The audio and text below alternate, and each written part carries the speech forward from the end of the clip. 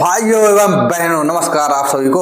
और आज है first class RRB group D batch की। तो हम स्टार्ट करने वाले हैं मैथ से और बिल्कुल शानदार तरीके से, जिसमें आ जाएगा आपको एकदम मजा बिना किसी टाइम वेस्टेज के। आज हम ग्रुप डी मैथ 01 लेक्चर, पहला लेक्चर है, नंबर सिस्टम पढ़ेंगे।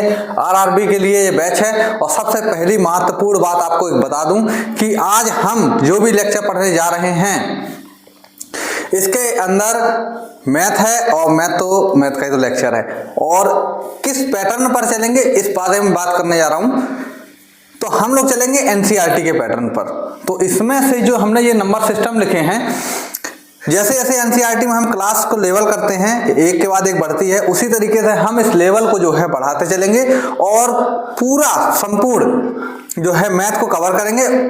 एक चीज बता दूं आपको कि इसमें जो मैथ में जितनी भी चीजें हैं, 6th क्लास से लेकर के 5th क्लास से लेकर के अपने 10th और उसे थोड़ा सा एडवांस लेवल पर हल्का जाएंगे, बहुत ज्यादा नहीं जाएंगे, ब्रॉड में नहीं जाएंगे एकदम। तो इतना अपन जो है पूरा कवर करेंगे इसमें। और चलिए इसको शुरुआत करते हैं मैथ को। आप 4 से 6 क्लास जब करोगे तो फिर उसके बाद आप जब सवाल करोगे तो आपको लगेगा कि हाँ अंतर आ रहा है। पहली क्लास के बाद तो थोड़ा मैं इतना नहीं श्योरिटी के साथ कह सकता, लेकिन 4 से 6 क्लास करने के बाद में आपको लगेगा हाँ अब मजा आ रहा है। और दूसरी बात, आज का होमवर्क और आज की क्लास का जो भी होमवर्क क्या है, जो मैं पढ़ाऊंगा उसको याद करना है, अपनी जिह्वा पर उसको एकदम रटंत कर लेना है, मतलब कि उसको एकदम याद करके रखना है। कोई पूछे ये क्या है, फटाक से बता दो ये है। इस तरीके से आपको जो है पढ़ना है। और 1 मिनट में एक काम और कर दूं बस, नॉइस कैंसलेशन, जिससे क्या है बाहर की आवाज हमारे आपके बीच में बाधा नहीं बननी चाहिए। तो हम पढ़ने जा रहे हैं नंबर सिस्टम। नंबर सिस्टम में हम लोग पढ़ते हैं, हमारे पास में बहुत सारे नंबर होते हैं। हमने शुरू से बचपन से लेके 0 से लेके -1, -1000, -लाख, 1 लाख, 1 करोड़, पता नहीं कितने अनंत संख्याएं देखी हैं। तो आज हम उन्हीं का क्या करेंगे, बंटवारा करेंगे। क्या करेंगे, उन्हीं का बंटवारा करेंगे कि भैया तुमको इस ग्रुप में रहना है, तुमको इस ग्रुप में रहना है, तुमको अगले ग्रुप में जाना है। यानी कि हम उनका क्या कर देंगे, बंटवारा कर देंगे। तो सभी नंबर्स को मिला करके हम बोलते हैं नंबर्स या फिर नंबर सिस्टम, या कुछ भी आपको जो अच्छा लगे वो कह लीजिए। तो नंबर्स क्या होते हैं, तो पहला होता है नेचुरल नंबर। कौन सा number, natural number. Natural number जो होता है वो स्टार्ट होता है 1 से। कहां से स्टार्ट होता है, 1 से। 1 2 3, जितना आगे तक जा सकते हो जाओ भैया जाओ, कितना आगे तक। एक वर्ड, एक साइन का यूज करते हैं अपन यहाँ पे, ये साइन का, इसका मतलब होता है इनफाइनाइट। इनफाइनाइट यानी कि अनंत, जिसका अंत ना हो उसको कहते हैं अनंत। तो अनंत यहां से, यानी कि इस साइन को अगर हमने लगा दिया यहां पर, तो इसका मतलब कि जहां तक हम सोच सकते हैं, हमारी सोच के भी उस पार, 7 समंदर पार, ठीक है। तो अनंत तक, कहां तक, अनंत तक, 1 2 3 कहीं तक भी चले जाओ, लेकिन इधर नहीं जा सकते, इधर ही जा सकते हैं। समझ गए। अब आते हैं होल नंबर। होल नंबर और प्राकृतिक संख्या, इनको बोलते हैं नेचुरल नंबर को प्राकृतिक संख्याएं, होल नंबर को बोलते हैं पूर्ण संख्याएं। हिंदी वाले भी बच्चे देख रहे होंगे तो उनको भी समझ में आना चाहिए, ठीक है। तो होल नंबर को बोलते हैं पूर्ण संख्याएं, और ये स्टार्ट होती हैं, शुरुआत होती है इनकी 0 से। 0 1 2 3, और ये भी कहां तक जाएंगी, अनंत तक जाएंगी भैया, अनंत तक जाएंगी। बस बने रहो, अभी धीरे धीरे हम इन सब चीजों को डिस्कस करेंगे। इनमें से कौन कौन सी चीजें हैं, इनको जोड़ना घटाना सब कुछ सीखेंगे। कोई चीज ऐसी नहीं है जो आपको आएगी नहीं, मतलब कि कोई चीज छूटेगी भी नहीं, ठीक है। इंटीजर्स क्या होते हैं, इंटीजर्स बेटा स्टार्ट होते हैं माइनस से, यानी कि माइनस इनफाइनाइट से चालू होंगे। आप जितना सोच सकते हो, माइनस का 1 लाख, माइनस का 2 लाख, जितना, माइनस का 4 करोड़, 5 अरब, जितना आप सोच सकते हो वहां से स्टार्ट होंगे। मान लो हम आ गए -3 पर, फिर -2 आएगा, फिर -1 आएगा, फिर हमारा 0 आ जाएगा, फिर हमारा +1 आएगा, फिर 2 3, ऐसे हम इनफाइनाइट तक जा सकते हैं। इंटीजर्स में वो संख्याएं आती हैं, ऋणात्मक संख्याएं, धनात्मक संख्याएं और जीरो भी आएगा। इसमें आएगा पूर्णांक में आएगा। पूर्णांक को इंग्लिश में क्या कहते हैं? इंटीजर्स कहते हैं। तो इसमें कौन सा आएगा? हिंदी वाले हो तो भैया हिंदी में लिख लो और इंग्लिश वाले हो तो भैया इंग्लिश में लिख लो, दोनों में है। तो इनफाइनाइट से लेकर के इनफाइनाइट, यानी माइनस में इनफाइनाइट, प्लस में इनफाइनाइट, जीरो भी। तो ये सब संख्या कौन सी हैं?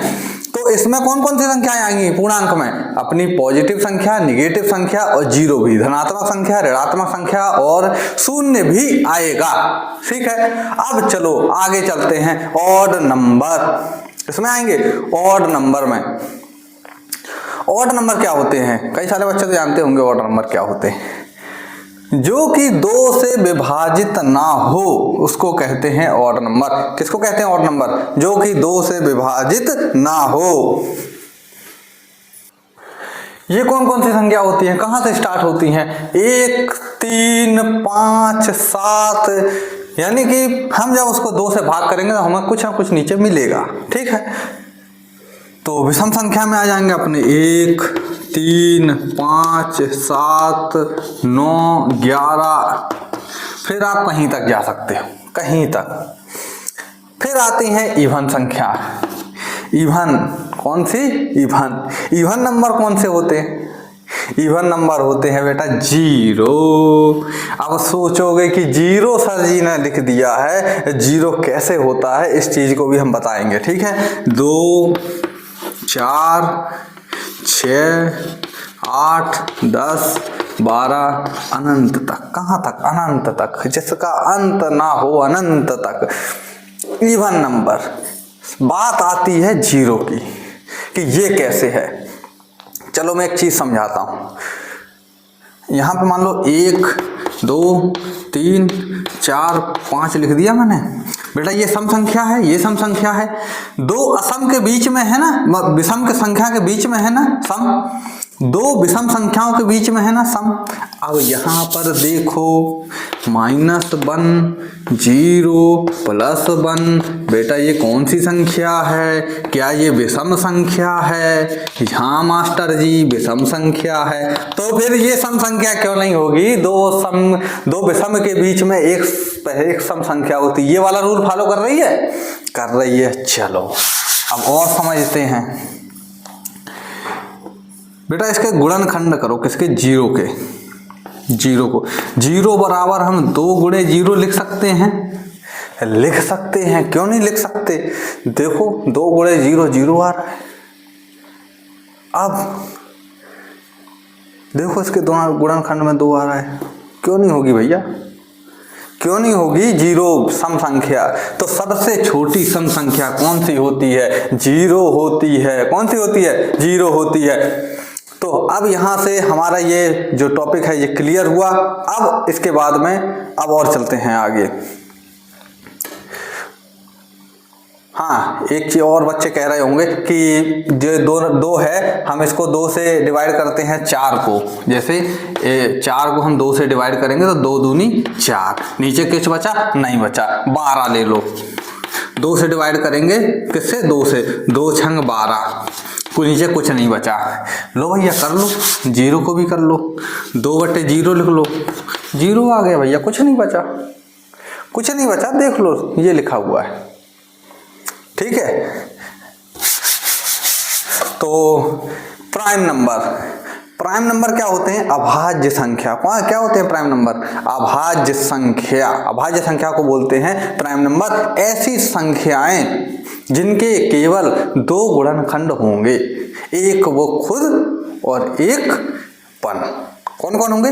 पहला 1 और एक वो खुद। ठीक है, तो इसको हम देखें। चलो लिखो भैया। 2, 3, 5, 7, 11 एंड सो ऑन। इसके बारे में अभी हम चर्चा करेंगे, भाज्य संख्या के बारे में और पूर्णांक के बारे में। देखो जहां जहां स्टार मार्क लगा रहा हूं इनके बारे में अभी हम फुल चर्चा करेंगे। पहले ही हम आपको नंबर सिस्टम थोड़ा सिखा दें, उसके बाद में एक प्राइम नंबर की चर्चा करेंगे। हाँ, को प्राइम की चर्चा करेंगे। को प्राइम नंबर क्या होते हैं? सह अभाज्य। सह अभाज्य वो संख्याएं हैं, ऐसी संख्याएं हैं जिनका गुणनखंड या फिर महत्तम समाप्त वर्तक यानी HCF कितना आना चाहिए? 1 आना चाहिए। ऐसी दो संख्याएं, ऐसा दो पेयर या एक पेयर ऐसा हो जिसका HCF कितना आए? 1 आए, तो वो होते हैं हमारे को प्राइम। ठीक है, तो इसको आप अभी नोट डाउन कर लीजिए, लेकिन अभी इसके बारे में हम और चर्चा करेंगे। कंपोजिट नंबर, प्राइम नंबर को छोड़ करके बाकी जितनी संख्याएं बची वो क्या हैं? कंपोजिट नंबर हैं। कौन से नंबर हैं? कंपोजिट नंबर हैं। उसके अलावा रेशनल नंबर, रेशनल नंबर और इरेशनल नंबर ये होते हैं परिमेय संख्या, अपरिमेय संख्या। परिमेय संख्या वो संख्याएं हैं, रेशनल नंबर वो हैं जिनको P/Q के फॉर्म में लिख सकते हैं। किसमें लिख सकते हैं? P/Q के फॉर्म में लिख सकते हैं। ठीक है, यहां पर Q बराबर क्या नहीं है? 0 नहीं है, तो 1 को लिखो 1/1 लिख दो, 2 को लिखो 2/1 लिख दो, 3/5 खुद ही हुए हैं, 4/5 खुद ही है। ये माइनस में भी हो सकती हैं, प्लस में भी हो सकते हैं, कहीं भी हो सकते हैं। इर्रेशनल नंबर जैसे √2, √3, इनको तुम P/Q के फॉर्म में नहीं लिख सकते। अब चलो एक और मजे की चीज बताता हूं। Natural number, whole number, integer, odd number, even number और प्राइम नंबर, ये आपको पढ़ने के लिए मिलेंगे 6th क्लास में। बाकी आपको ये कुछ मिल जाएंगे आपको 7, 8 में। बाकी रेशनल इरेशनल आपको 9, 10th में मिलेंगे। ठीक है, तो मैंने इकट्ठे उठा करके पूरे आपको ये नंबर सिस्टम जो है पढ़ा दिया है। अब इसके बाद में हम अभी चर्चा करने जा रहे हैं इंटीजर्स की, सबसे लास्ट में करेंगे। पहले हम प्राइम, को प्राइम, कंपोजिट, इन तीनों की हम सबसे पहले हम चर्चा करेंगे। जिंदगी इम्तिहान लेती है। हाँ, हमने क्या बोली थी? हम बात करेंगे सबसे पहले प्राइम नंबर, को प्राइम एंड कंपोजिट नंबर। तो सबसे पहले किसकी बात कर लें? प्राइम नंबर की। प्राइम नंबर ऐसे नंबर हैं, यानी अभाज्य संख्याएं ऐसी संख्याएं हैं जो अभाज्य, नाम से ही आ रहा है अभाज्य, जो भाज्य ना हो, जिनका भाग ना लग पाए, यानी कि इनके कितने गुणनखंड होंगे अभाज्य संख्याओं के? यहां पे लिख दूं मैं केवल 2 गुणनखंड।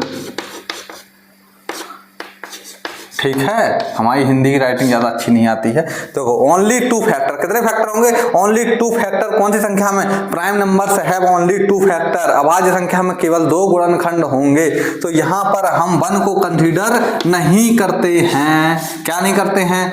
1 को कंसीडर नहीं करते हैं, क्योंकि इसके केवल कितना गुणनखंड है? इसका 1 गुणनखंड है, इसीलिए 1 यहाँ पे नहीं आता है। कोई चीज नहीं आ रही है तो क्यों नहीं आ रही है ये भी आपको पता होना चाहिए। अब आते हैं, ये कहां से स्टार्ट होंगी? 2 से। एक चीज और बता देता हूं, 2, 3, 5, 7, अब आगे चल रहे ये 100 तक पहुंच गए हम। कहां तक? 100 तक। लेकिन 100 नहीं है। 100 तक में कितनी टोटल अभाज्य संख्या है? 25 हैं। कितनी है टोटल? 25 हैं। उनके नंबर कितने हैं? 25 हैं। अभी मैं एक टेबल लगा दूंगा स्क्रीन पर, वहां पे आप इनको नोट डाउन कर लेना। 25 कौन कौन सी हैं? एटलीस्ट आपको 25 जो अभाज्य संख्याएं हैं वो आपको याद होनी चाहिए, एकदम मन में एकदम मनन होना चाहिए उनका। अब आते हैं आगे। मिट्टा कहां गया? चिटला मिट्टा नहीं है, बस क्या है। चलो, हमारा प्राइम नंबर निबट गया। अब आते हैं को प्राइम नंबर, सह अभाज्य। हमने क्या बोला था? उनका HCF कितना होना चाहिए? HCF यानी कि महत्तम समाप्त वर्तक कितना होना चाहिए? 1 होना चाहिए। सबसे पहला रूल लिखो इसका, सबसे पहला रूल कि महत्तम समाप्त वर्तक कितना होना चाहिए? 1 होना चाहिए। अब एक चीज और बता देता हूं, 2 लगातार, कौन सी? 2 लगातार संख्या, जैसे कि सह अभाज्य कौन से होंगे? जैसे 23, 24, ये सह अभाज्य है। 89, 90, ये सह अभाज्य है। 72, 73। बेटा लगातार कोई भी लगातार संख्या क्या होगी? वो सह अभाज्य होगी। क्या होगी? सह अभाज्य होगी। ठीक है, लगातार संख्याएं क्या होंगी? सह अभाज्य होंगी। उसके बाद में एक चीज और है, वो मैं आपको लास्ट बता रहा हूं। जरूरी नहीं है, क्या जरूरी नहीं है कि जो सह अभाज्य संख्या हो उसमें क्या हो, जो सही अभाज्य संख्या हो वो उसमें प्राइम नंबर्स हो, यानी कि अभाज्य संख्या हो। जरूरी नहीं है कि उसमें अभाज्य संख्या हो। दो लगातार कोई सी भी संख्या सह अभाज्य हो सकती है, क्योंकि उसका एचसीएफ यानी महत्तम सार्थक कितना आ रहा है, 1 आ रहा है। ऐसी संख्याओं को हम क्या बोलेंगे, सह अभाज्य संख्या। और उसमें से एक विषम होगी, ये जरूरी है। आप देखना कहीं भी आप लगातार 2 नंबर लिखोगे उसमें एक विषम आ ही जाएगी, तो एक विषम होगी। ये 3 रूल हैं, ये आप इनको गांठ बांध लो और या फिर अपने डायरी में, अपने जिसमें कॉपी में लिख रहे हो उसमें लिख लो। अब आते हैं कंपोजिट नंबर में। कंपोजिट नंबर यानी भाज्य संख्याएं। भाज्य संख्या में क्या होता है, इनके जो फैक्टर होते हैं यानी गुणनखंड होते हैं, कितने, 2 से ज्यादा होते हैं। कितने होते हैं, 2 से ज्यादा। 0 का होगा क्या, नहीं होगा कोई फैक्टर। 1 का होगा क्या, एक ही फैक्टर होता है। 2 का होगा क्या, 2 ही फैक्टर होते हैं। 3 का, 3 एकम 3, ये तो प्राइम नंबर में आ जाता है क्योंकि इसके 2 ही फैक्टर होते हैं 3 के भी। तो हमारे कहां से, 4 से स्टार्ट होंगे। तो 4 के बाद में कहां से स्टार्ट होंगे, ये composite number. Composite number start होंगे 4 से, ठीक है। 4, 6 और उसके बाद में जितने भी अभाज्य संख्या हैं उनको छोड़ करके बाकी जब जो भी संख्या बची हैं वो क्या हो जाएंगी, हमारी कंपोजिट नंबर यानी भाज्य संख्या में आ जाएंगी। इनके बारे में है 10वीं में गहन अध्ययन है कंपोजिट नंबर के बारे में, और एचसीएफ के बारे में, लघुत्तम और महत्तम दोनों के बारे में है। तो हम इनको आगे चल के अच्छे से हम सीखेंगे और अच्छे से जानेंगे। अभी फिलहाल इसके लिए आपको इतना जानना बहुत जरूरी है। रेशनल नंबर आपको बता दिया, इरेशनल आपको बता दिया। अब बात कर लेते हैं पूर्णांक की या फिर इंटीजर्स की। चलो कर लें बात, इसको हम मिटा देते हैं पूरा।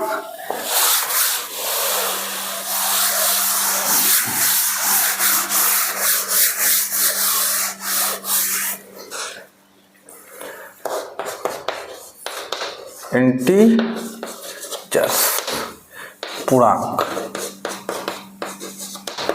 ठीक है।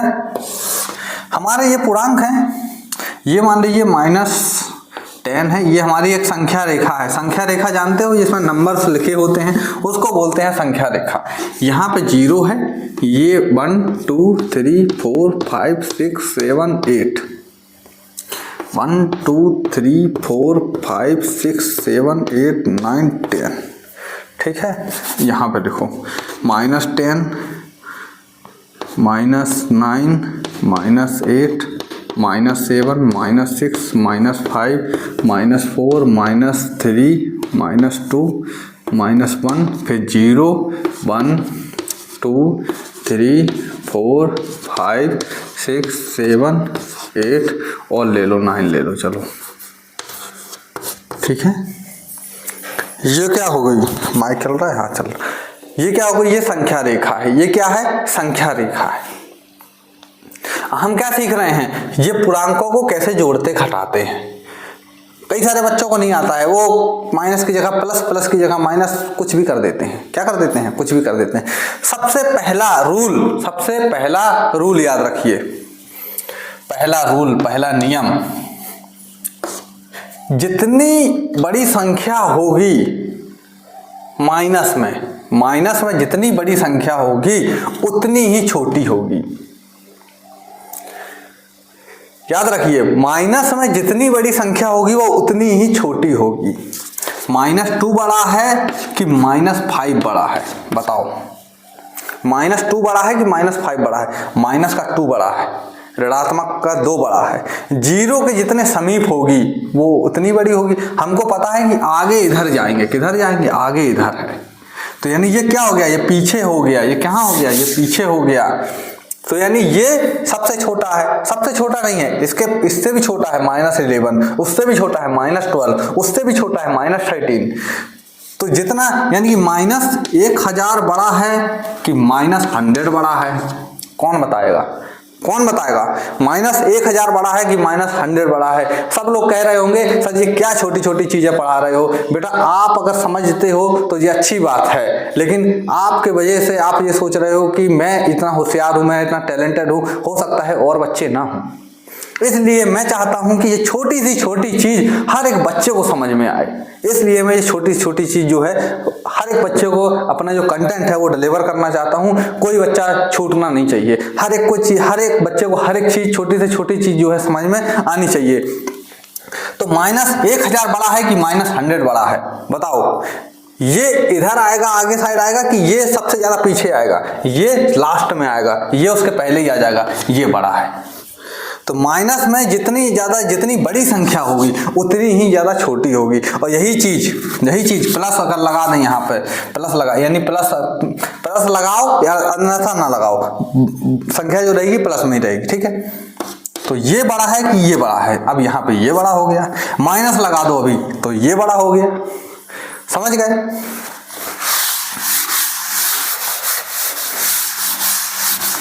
चलो आगे चलते हैं। अभी हमको छोटा बड़ा समझ में आ गया।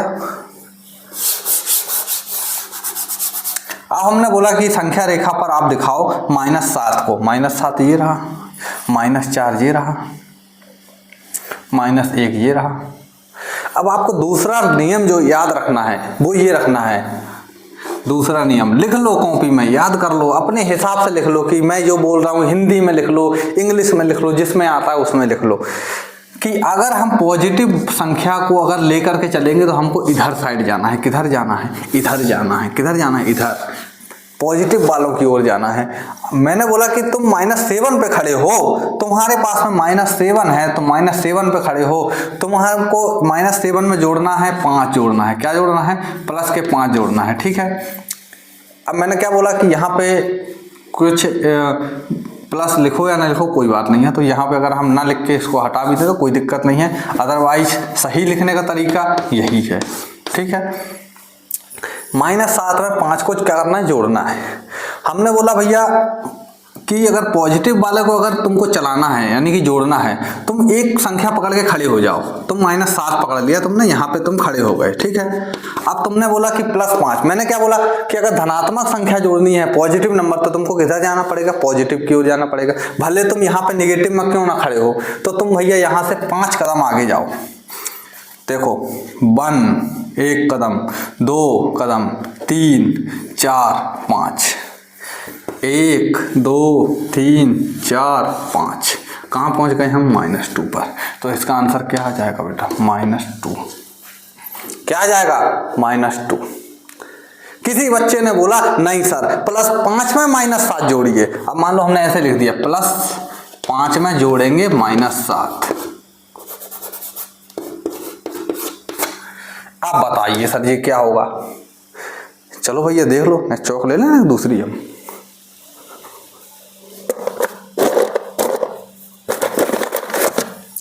हाँ, अब क्या होगा? अब तुम यहां पे खड़े हो जाओ।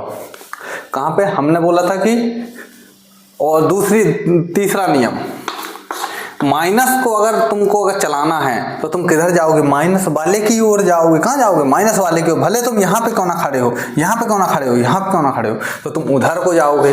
किधर जाओगे? उधर को जाओगे। हमेशा ये रूल याद रखना कि अगर पॉजिटिव वाला तुमको चलाना है तो तुम इधर आओगे, माइनस वाला अगर उसमें जोड़ना है, चलाना है, तो वो आगे जाएगा। वो किधर जाएगा? माइनस की ओर जाएगा।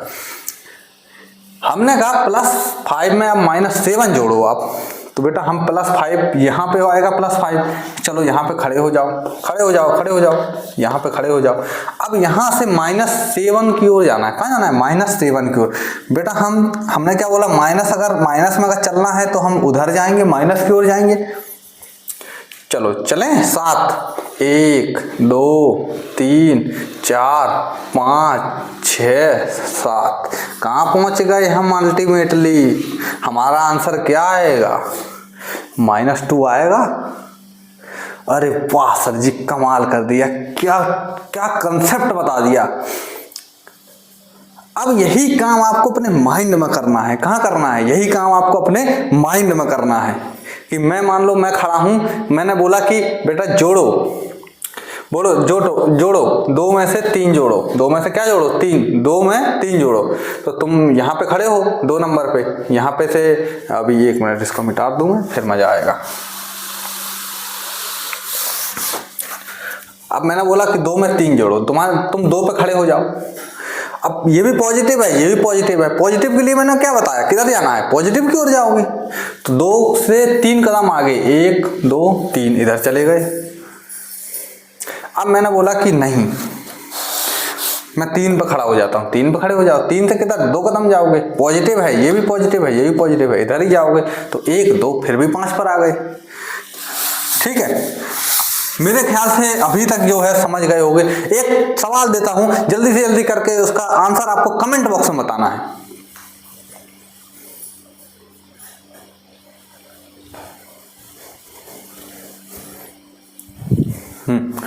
आपको जल्दी से जल्दी उसका आंसर जो है कमेंट बॉक्स में बताना है। मान लीजिए आप हैं -8 को जोड़ना है -2, बताओ। सोचो मन में, सोचो मन में सोचो, कोई दिक्कत नहीं है, मन पे जोर डालो। अभी तक आप जो करते आ रहे थे ना, माइनस माइनस प्लस, बड़ी संख्या है तो ये ऐसा लिख देंगे, वो असली नियम नहीं है, वो असली चीज नहीं है। जो मैं ये समझा रहा हूं ये असली है। वहां से आप कभी भी डाउट में आ सकते हो, यहां से आप कभी डाउट में नहीं आओगे। कभी भी जिंदगी में सोते हुए कर देना सवाल, कभी आपका आंसर गलत नहीं आएगा। -8 यहाँ पे है, -8 बेटा, -2 जाना है। हम यहाँ पे हमने इसको पकड़ के हम खड़े हो गए, -8 को हमको -2 में जाना है। कहाँ, माइनस में। हमने क्या बताया था, माइनस में जाना होगा तो हम इधर ही जाएंगे। कहाँ जाएंगे, माइनस की ओर, इधर जाएंगे। ठीक है, तो माइनस की ओर जाएंगे तो कितना जाएंगे, 2 कदम जाएंगे। तो 1 2 कहाँ पहुंच गए बेटा, हम -10 पे पहुंच गए। हमारा आंसर क्या आएगा, यहाँ पे -10 आ जाएगा। अब कई बच्चे ने बोला कि नहीं सर जी, हम -2 से करके दिखाओ। चलो भाई साहब, -2 से कर लो, तुम यहाँ पे खड़े हो जाओ। अब तुम माइनस में ही जाना है तो यानी इधर ही जाएंगे।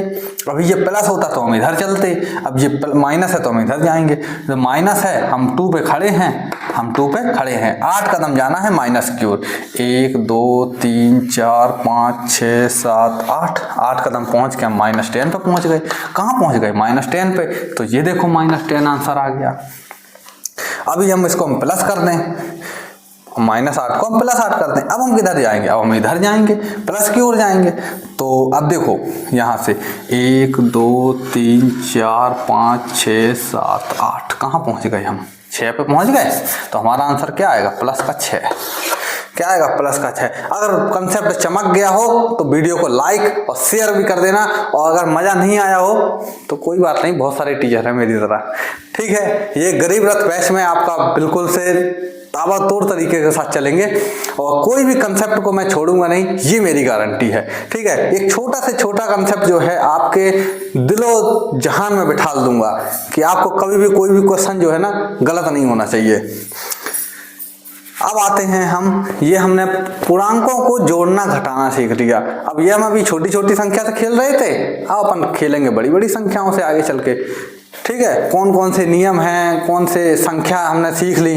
अब हम सीखेंगे इसके बाद में स्थानीय मान और वास्तविक मान क्या होते हैं। एनटीपीसी में भी कई बार पूछा गया है स्थानीय मान। कई बच्चे पूछेंगे कब पूछा गया है स्थानीय मान, ये कैसा छोटा सा क्वेश्चन पूछा गया है बेटा। अगर प्रैक्टिस सेट्स लगाए हैं, प्रैक्टिस सेट बोल रहा हूँ, प्रीवियस ईयर कोई क्वेश्चन या पेपर लगाए हैं 2021 के, तो उसमें आपको स्थानीय मान पूछा गया है। ठीक है, तो वास्तविक मान और स्थानीय मान तो ग्रुप डी में हम कह नहीं सकते पूछेगा, क्योंकि हमको क्या करना है, कोई भी कंसेप्ट छोड़ना नहीं है। तो हम इसको मिटा देते हैं, चलते हैं स्थानीय मान की ओर। अब मैं थोड़ा वीडियो रोक के इसके ऊपर लिख दूं, नहीं तो आप लोग बैठे रहोगे।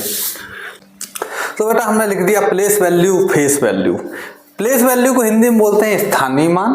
हमने छोटी कक्षाओं में पढ़ा है, लेकिन एक बार हम रिवीजन यहाँ पे कर लेते हैं। जिन लोगों बच्चों को भूल गया होगा, कई सारे पढ़ाई नहीं हो पाती है घर के काम के चलते या किसी भी कार्य के वजह से, तो हम यहाँ पर अभी इसका दोबारा रिवीजन करेंगे। फिर हम पढ़ेंगे फेस वैल्यू यानी कि वास्तविक मान।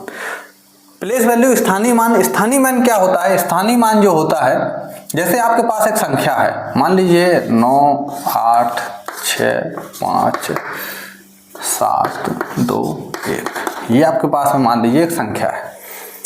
इसका मान क्या होगा अलग अलग संख्याओं का, ये इकाई पर है, इकाई, दहाई, सैकड़ा, हजार, 10,000, लाख।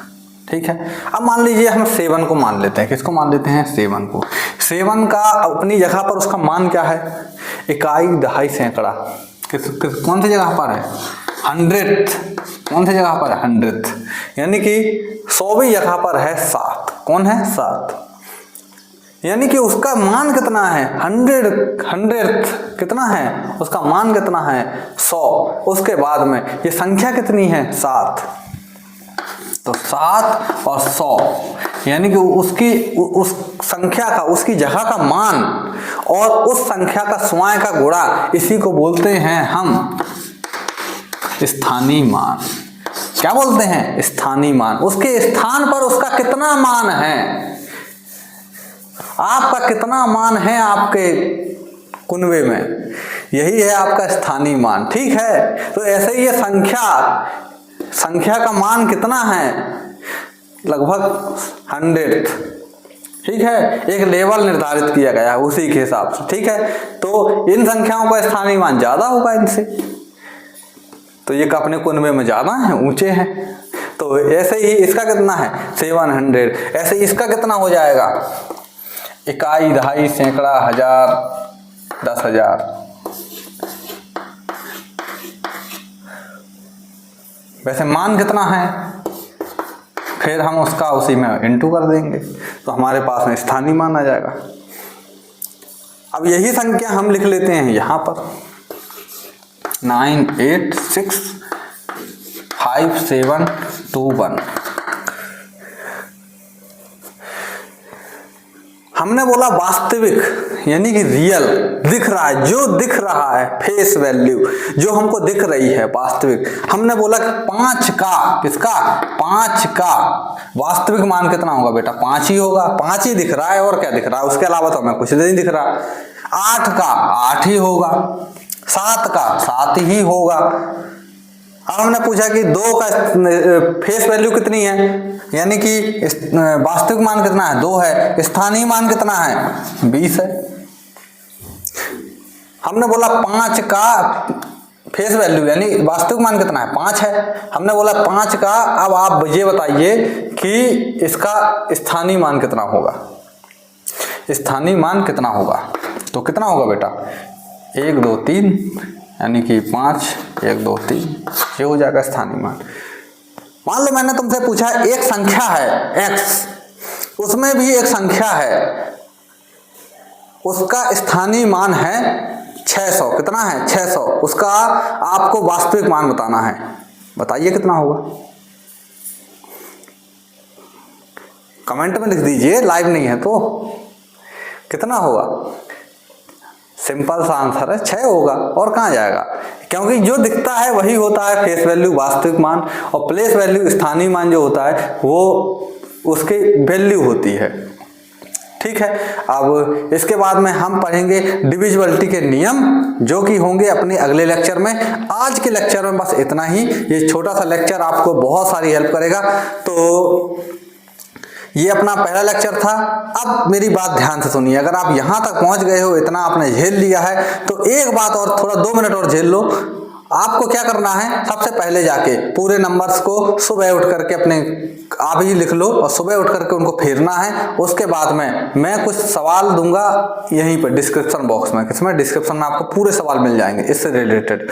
तो वो आपको सवाल करने हैं, और उसके बाद में हम नए लेक्चर की शुरुआत करेंगे। और अब कल का लेक्चर जो होगा या शाम को कभी भी अपलोड हो सकता है, तो जैसे ही अपलोड हो जाए आप लोग देख लेना, क्योंकि लेक्चर बनाने में थोड़ा टाइम लगता है, रिसर्च लगती है और चीज़ों को ढूंढना पड़ता है। अब यही संख्याएं अभी आप कोई उसमें जाते, जो मैंने अपनी पूरी लिखवाई थी, 6वीं 7वीं 8वीं 9वीं 10वीं जितनी भी, मतलब एनसीईआरटी की जो बुक है मेरे पास, पूरे में से देख करके कोई चीज़ आपकी छूटनी नहीं चाहिए, पूरी चीज़ें मैंने लिखवा दी। हाँ, एक चीज़ रह गई थी, वो मेरे मन में थी, लेकिन मैं उस टाइम पे बोलना भूल गया था, कि जो 2 है, जब हमने प्राइम नंबर पढ़े थे, 2 एक ऐसा सबसे छोटा जो प्राइम नंबर है 2 है, और वो कैसा है? वो ऐसा प्राइम नंबर है कि इवन भी है। अब उसके अलावा आपको और कोई भी नंबर नहीं मिलेगा जो इवन हो और प्राइम भी हो। तो वो एक ऐसा नंबर है जो अभाज्य भी है और सम भी है। ठीक है। तो सबसे छोटा नंबर है प्राइम नंबर में, तो उसको आप जरूर वहां पे नोट डाउन कर लीजिएगा, क्योंकि मैं थोड़ा लिखना भूल गया था। और इसी के साथ ये लेक्चर यहाँ पे खत्म होता है। बाय बाय दोस्तों, होमवर्क जरूर कर लेना और वीडियो को, ठीक है, मजा आया हो तो, बाकी तो फिर मिलते रहेंगे।